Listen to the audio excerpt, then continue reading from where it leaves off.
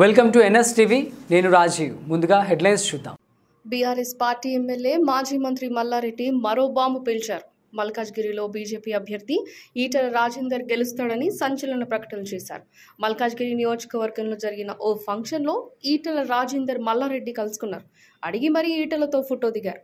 తప్పక విజయం సాధిస్తారని దీవించారు. మల్కాజ్గిరిలో ఇంకెవరు గెలుస్తారు, నువ్వే గెలుస్తావంటూ ఈటెలను గట్టిగా హత్తుకున్నారు.